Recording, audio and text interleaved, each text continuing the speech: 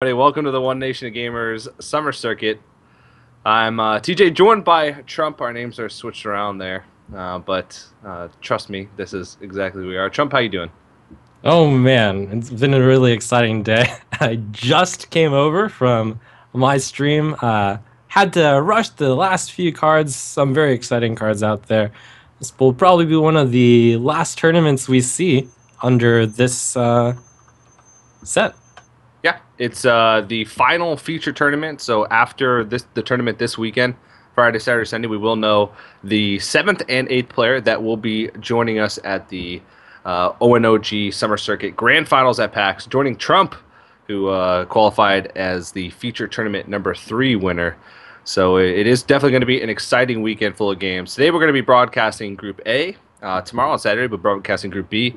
And then, of course, on Sunday we'll be broadcasting the semifinals and finals. Group A, the players are Chakki and Impact. That'll be the first match of the day. And then the second match of the day will be Silent Storm versus Privet, who we saw take the qualifier yesterday. Now, keep in mind, guys, there's a lot of money, a lot of GEICO points on the line today, but the only person that actually needs the GEICO points throughout this weekend is Impact. So he's going to be one of the players to watch. If he finishes second or higher, he'll automatically qualify for the Grand Finals at PAX, being the player with the second most EU GEICO points. Other than that, the winner gets $3,000 plus that automatic qualification. Trump, you played in the feature tournament. I think it was last weekend, feature tournament number 3. Looking at these two, the first players' deck lineups, what do you think of them? Chalky tends to be a player who brings a lot of aggressive decks, so Hmm? it's gonna be. I'm interested in seeing how his patron lines up, if it is patron, and I wonder if the Warlock might be the Chalky special of the more aggressive type of Warlock, which is very rare. When you match up Warlock against Rogue, I think that Rogue is favored against specifically the Zoo type, and against Handlock, it's a slight favorite there. The lineups are close enough.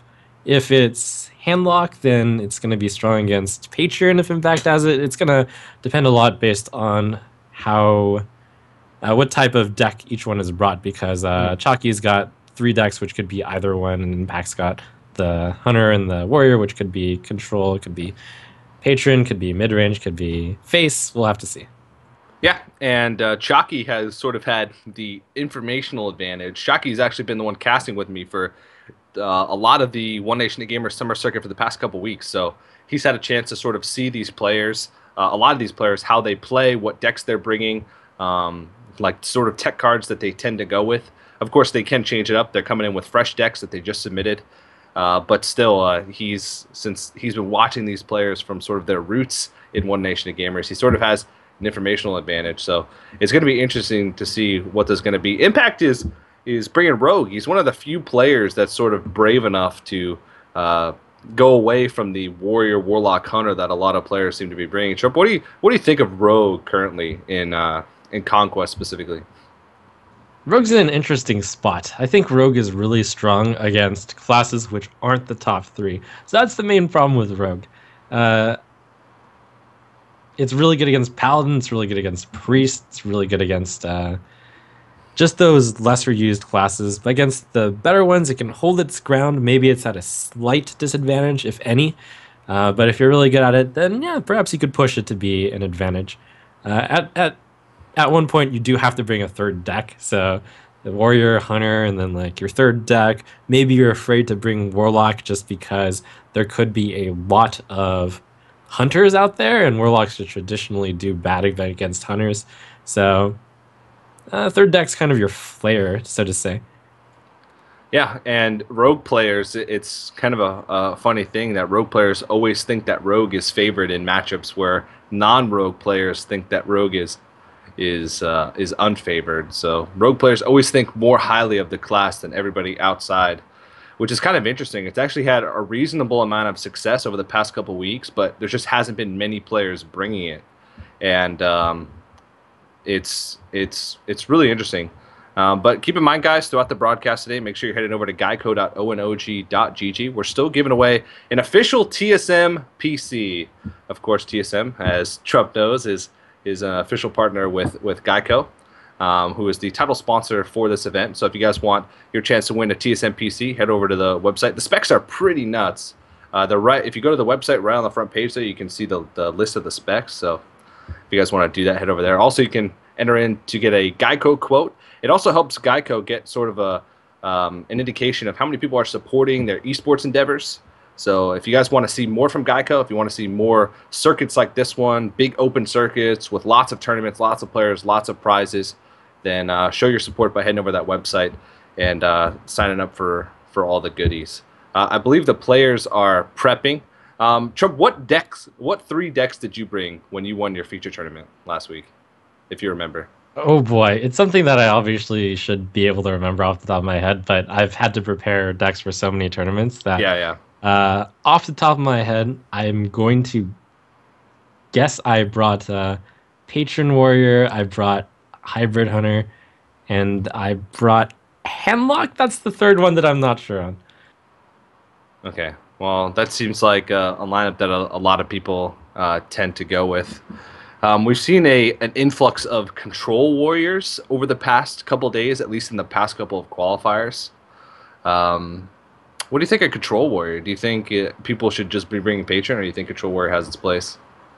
Yeah, Control Warrior is the interesting thing because unlike Rogue, which is good against the classes which people don't bring too often, Hmm. Control Warrior is really good against the classes which people do bring often. It's good against Face Hunter, it's good against Patron Warrior, and Chakki is, to my slight surprise, playing Handlock. Yes, he is.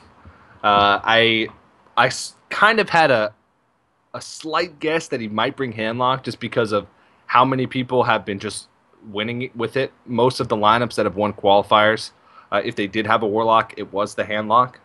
So it's one of those decks where you know people are going to bring patron. So handlock is one of the best decks against patron. So it's a great counter. And right away we see Impact is going to be playing the warrior. And if it is patron warrior, we'll have those cards up for you guys in just a second. Then I think Chalky's going to have a pretty decent chance in this one. Yeah, this is pretty much the dream. Patron Warriors have been starting to tech in a Shield Slam every so often, kind of a recent innovation. It's interesting to see like over the months, Patron has been dominating, but it's still seeing a little bit of change. Sometimes against the meta game, sometimes just as innovations. We've recently seen the Shield block, and when I was playing Patron, I put in the Shield block. I was like, oh, I probably should put in Shield Slam because Shield block, Shield Slam is my favorite combo. But really, I'm just putting in the Shield block to counter aggro anyways. And, it's hard to put in the Shield Slam. But the Patron Warriors finally found a moment to fit it in, so good on them. Yeah, it sort of makes sense, like you said. You already put in the shield block to help with aggro, to help cycle you through your deck. At least one shield slam just makes sense. And also, a lot of players were sort of getting greedy with how they you drop their creatures after both executes were gone against Patron Warrior. So the shield slam can be there to sort of shore up those times when you actually need that third removal, which a lot of decks now run creatures where you need to sort of live a couple more turns and the removal really helps. Yeah, this situation is really good for Impact in terms of having the Shield Slam early. He can deal with any of Chalky's giants. Chalky actually had a very difficult turn there, where it's one of the nightmares for Handlock. You mulligan your whole hand, you don't get any of the 4 drops, you tap, and then you still don't get a 4 drop, and you're going second, so on turn 3 you can't do anything. So Jockey's just going to really hope that he draws a 4 drop here. If he doesn't, it's going to be kind of a difficult turn. He might have to coin Lotheb, and then it'll be a difficult next turn. So sometimes the Handlock just doesn't get that 4 drop, and it sure feels bad when you don't. Impact is debating pretty strongly on whether or not to turn up the aggression with the frothing right now. Interesting. Yeah, I sort of like this play just because you sort of have to be a little bit proactive with Patron Warrior against Handlock. If you just sit back and wait for them to play threats and try and react to them, more than likely you're just going to fall prey to the thousands of Patron Warriors that lose every day to Handlocks on ladder. It's having the threat out early to force the Handlock to maybe play a little bit inefficiently might open you up opportunities later in the game to to go. But this is really going to punish him here because I don't think he was really expecting the low threat. He was saying, well, if he plays a threat, I have Shield Slam to deal with it. Exactly. That was a pretty unexpected card, and Impact probably wanted to do Slam Fiery War Axe on that turn, but the Loatheb shuts it down, and it's going to end up basically trading into the Frothing Berserker, which is a good trade for Chakki. Chakki is running Loatheb and Ragnaros, which are two of the kind of anti-control tech cards.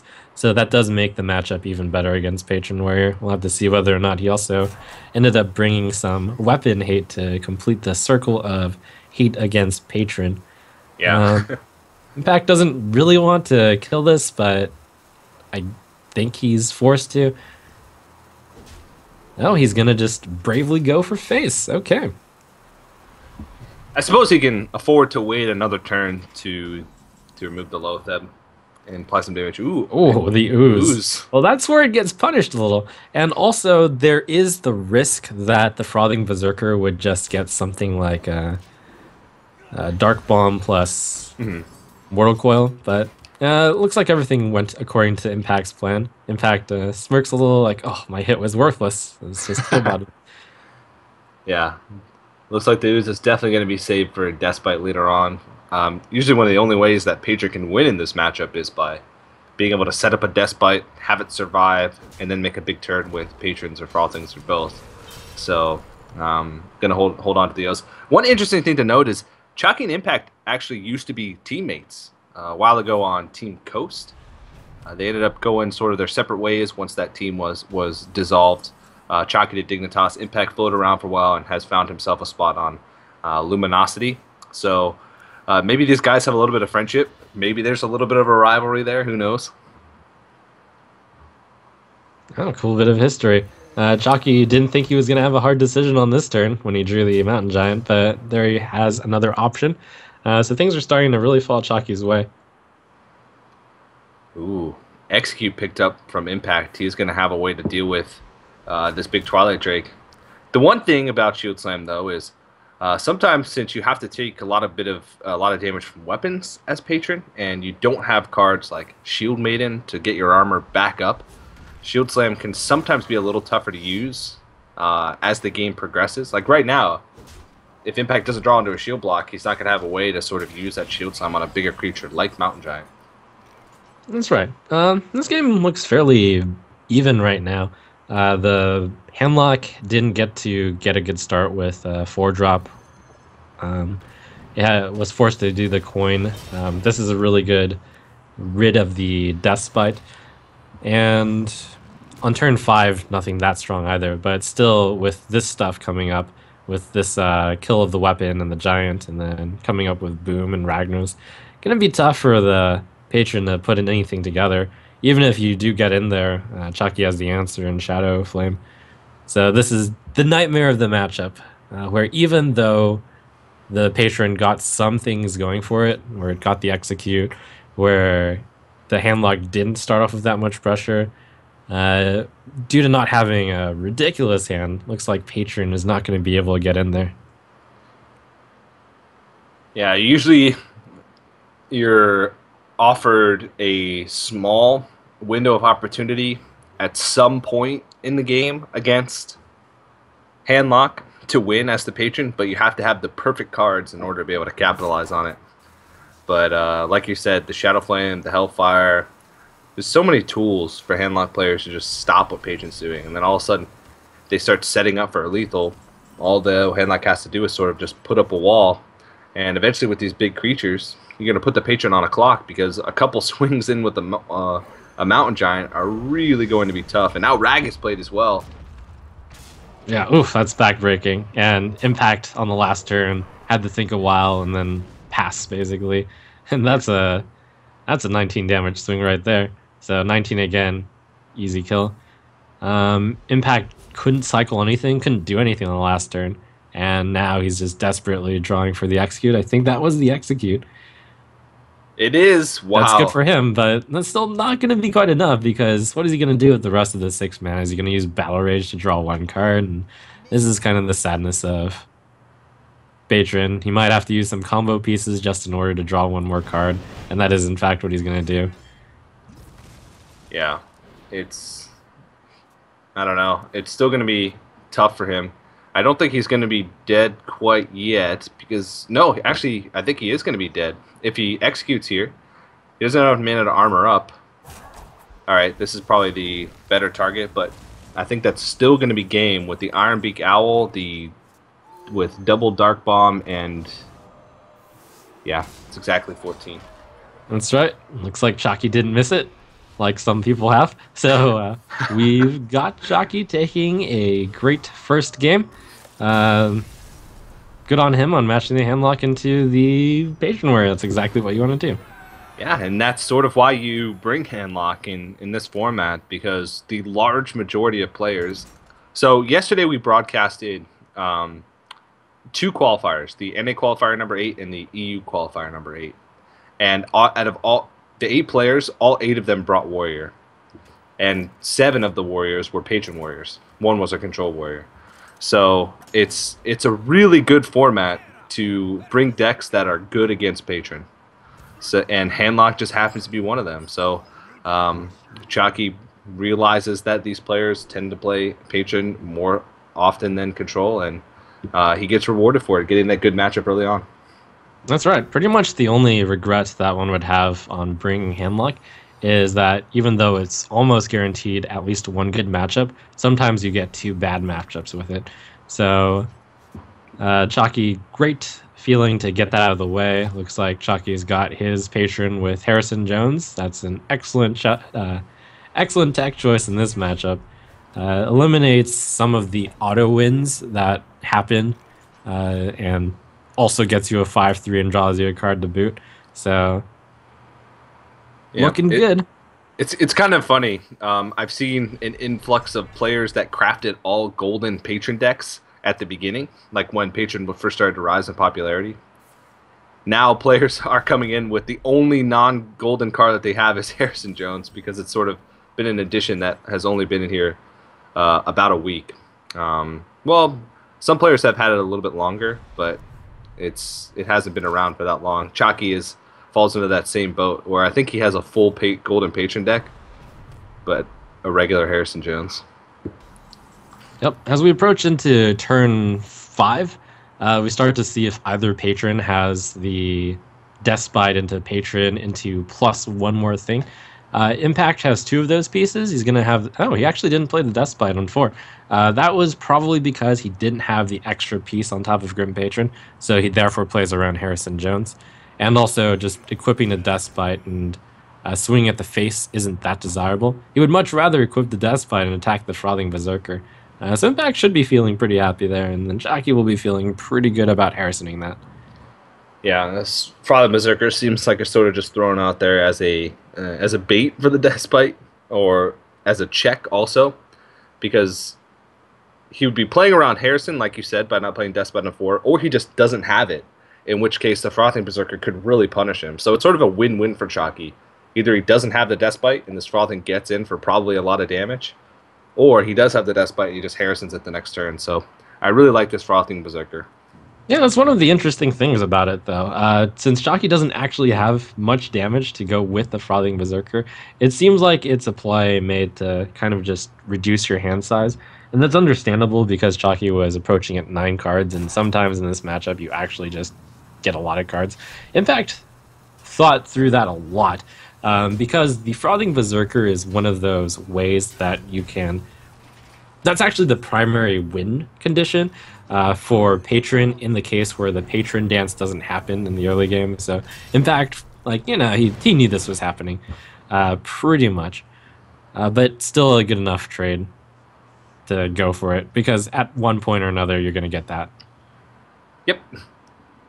It's also worth mentioning that Chakki probably had this entire thing planned, because if the opponent played Despite and then Chakki plays Harrison Jones, he's going to overdraw. So I'd say that's more of the reason why Frothing Berserker was played. He didn't really want to, but he had to, for otherwise he would overdraw. Yeah, he could have thrown away the coin, but I do agree that that's probably one of the ways. And now Impact goes ahead and plays a Whirlwind effect for Chakki. So this is usually how patron warrior mirror matchups go. Like you said earlier, the patron dance is one player will spawn a bunch of patrons, the other player will respond with their own patrons, and basically the first player to run out of activations is usually going to be the one that loses. A lot of times, it's interesting when the matchup first, when Patron Warrior first came onto the scene, players were thinking that the player to play patrons first was usually the one who had the advantage. But nowadays, it seems like a lot of times the player that goes second, as long as they have the tools to deal with it, can have the advantage. Like, because you can spawn a bunch of patrons while also making it so your opponent's got too full of a board. And so eventually you come out on top with how many patrons you have, because the whirlwind effects will kill off his, while you have sort of the initiative on how many patrons you decide to make for yourself. It's a little bit of an interesting dilemma. It's very true. It's an intricate dance, and it even matters based on how late it is. So I'd say the order of like the goodness is the turn 5 patron is the best, and then you can only beat that with like a perfect hand, in which case you'd have the advantage. And then if you're later on, then patrons aren't even good because the frothing kills you.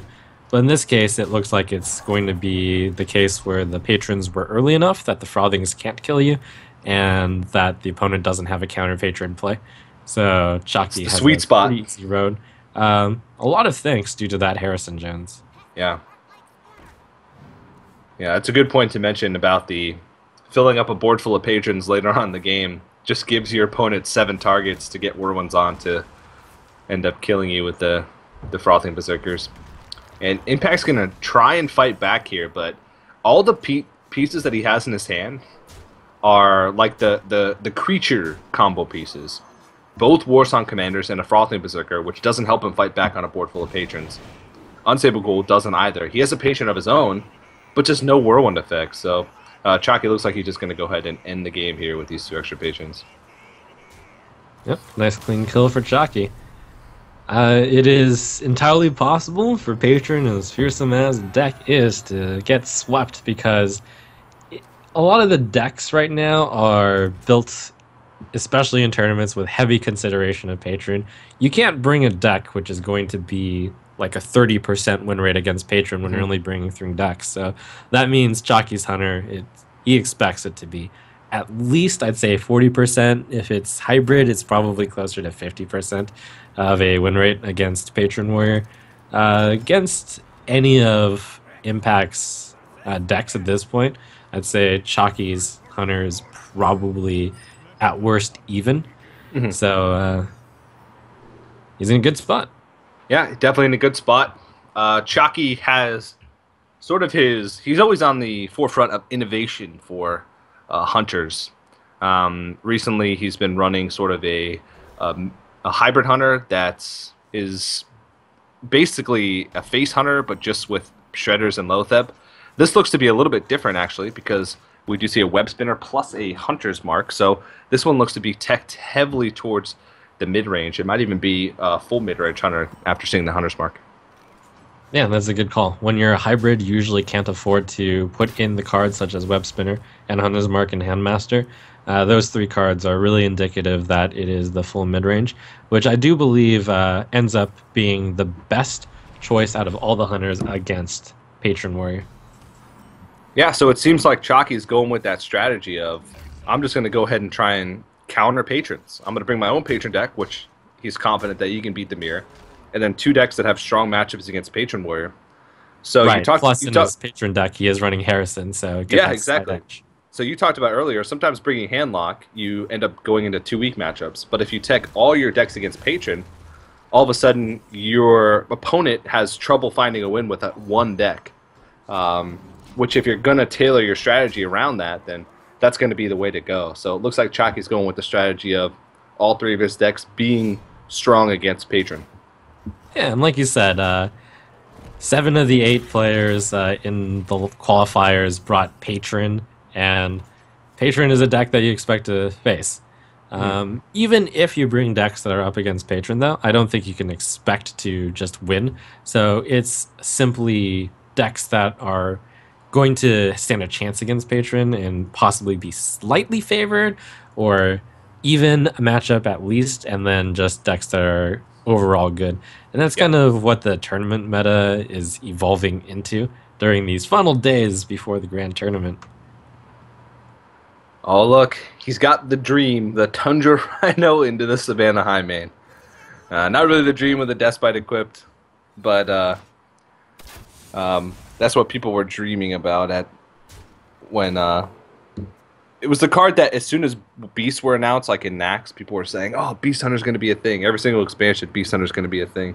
Tundra Rhino's never going to have its spotlight. Yep. Chakki just does so much damage. Reason not to play the Tundra Rhino would just be because that Death Bite kills it perfectly. It's pretty weak. It's a pretty weak card for its cost. That's right. Even though Chakki had the dream, still chose not to do it in order to play a card that was going to be more durable, or be better against Death Bite, basically. Impact has a lot of the pieces, but again, because he's put under so much pressure, he has to use the combo pieces like in a rage to just clear the board. Yeah, this is one of the strengths of Mid-Range Hunter. Basically, you just apply a lot of pressure early on. Patrons have to take a lot of damage to deal with early pressure most of the time. Usually they find a point of stabilization around the mid-game and then combo you out. That's how a lot of times it works against the more aggressive decks. But Mid-Range Hunter just puts on a lot of pressure, and then all of a sudden they pop down a high main, and that becomes really tough to deal with. Chakki does have some burn in his deck. The rest of his hand isn't that great. Unleash the Hounds can be used as a finisher if you're pretty far ahead, but a lot of times it's a really tough card to use against Patron. Yeah, that Savannah High Main is the nightmare of Patron, and in fact, Warriors everywhere. He already took 6 damage. He's looking to take another 4, and that's going to still stick on the board. So, Chakki is really close. Impact turns out to be surprisingly close to stabilizing. He does have another shield block, and Chakki is running out of steam, but it might. I think Chakki is just enough to barely finish the warrior, possibly. Impact had to think a bit on whether or not he wanted to get armor there. Was he going to just barely die? Does he want to sacrifice the acolyte? And he's going to take almost as safe a play as you can while still drawing cards. It's going to be a close stabilize, but Chakki just drew another bit of burn. Yeah, it's a little bit tough, though, because he really needs to deal with this Armor Smith. Impact drew 3 cards last turn, 4 cards actually, 3 from the Battle Rage, 1 from the Acolyte. So if he leaves his Armor Smith up, there's a chance that next turn he just Warsong Patrons and gains a bunch of armor. So he has to find the most efficient way here to remove the Armor Smith, but still apply enough pressure to try and set up for a 2-turn lethal. Right, the Armor Smith is really problematic, and Warsong Patron not quite active due to the mana restrictions, but it is definitely something on Chakki's mind. And Chakki had 12 of the 14 damage required that turn. He's going to maximize his slow damage first, basically. Armor Smith is a threatening card enough to deal with. Impact does have that shield block, and if he can deal with these minions on the board, he just might be on the road to stabilization. Yeah, once you run the Hunter out of cards, they don't really have a draw engine, so you can basically calculate exactly how much damage you have to play around every turn based off how many cards they've already played. So it sort of comes down to a science once you run them out of cards. And of course, with your hero power, you're able to negate the Hunter hero power every single turn. And so, yeah, like you said, it's he is nearing that point of stabilization. 8 mana is sort of that the sweet spot that you want to get to. He sees a board that's really good against patrons. He doesn't want to leave any beasts up. He does have ways to remove this, but if he decides to go, well, actually, he doesn't have a way to remove everything. He has to leave something up. Right. Oh, that's and he's gonna do the safety execute. Of course, Thorsan is a really tasty play, and you had to find some way to play it eventually. Yeah. It's just that. That's gonna be 5, 12 damage. 10, 12, and that'll be enough. Wow. So right off the bat, in the first series of the day, Chakki makes a statement and takes the first series 3-0 against Impact. So Really impressive stuff from him. I liked his deck choices. He obviously knew exactly what he was doing coming in. He said at the end of the stream yesterday, he said, well, after we cast today, I'm going to basically just prep and try and perfect my deck lineups because he really wants to go to PAX. Yeah, he made that look easy, and he made Patron look like a weak deck. Fastest 3-0. He made it look like a weak deck with I mean, it seems like that was his strategy going in, was to make it look like a weak deck. And actually, I wouldn't be surprised if Chakki has a Harrison Jones in his mid-range hunter. I really wouldn't be surprised. It's something that I've seen a lot. I played in one of the qualifiers this week. I took top 8 in like the EU or NA number 7, and almost all of the mid-range hunters that I played had Harrison Jones in their deck. So it's a tournament adjustment that a lot of players are making, and I wouldn't be surprised if we're seeing in there. So yeah, that was a really impressive victory. We didn't even get to see Impact's Rogue. Yeah, we didn't even see his hunter. I don't know what type of hunter it is. Yeah, it's. I mean, I guess he's got the informational advantage going on his opponents now. I'm not sure if what he's gonna have to do, but of course, how the group stages work, it is sort of a GSL style group, so a double elimination group stage. We have the 2 matchups, then the winners play each other, then the losers play each other, and then we have that final elimination match. So if you win twice, you move on to the playoffs. If you lose twice, you're out. So Chakki's going to move on to that winners match. He's just one win away from securing his spot in the playoffs. Impact now has to fight his way back. He has to win 2 matches in a row if he wants to make it to that playoffs.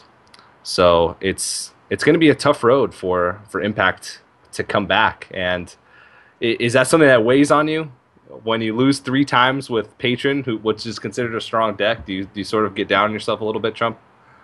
You know, I think if you play ladder enough, you kind of get desensitized to the losing streaks. Even against your run-of-the-mill good bludgeon players, it's easy to drop 3, even 5 games in a row with the best deck of Grim Patron. So it's fun. You just keep playing your best, and you hopefully don't get affected. I'm not. And it's definitely a lot easier to go into the winners match knowing you only have to win just 1 more match.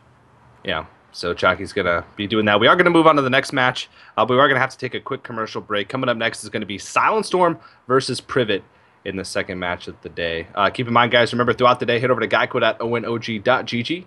Get your GEICO quote, enter in to win your official TSM PC, and read up more about the GEICO points and the grand finals at PAX, which is coming up pretty shortly. Once again, guys, quick commercial break. Don't go anywhere. More Summer Circuit action continues right after this.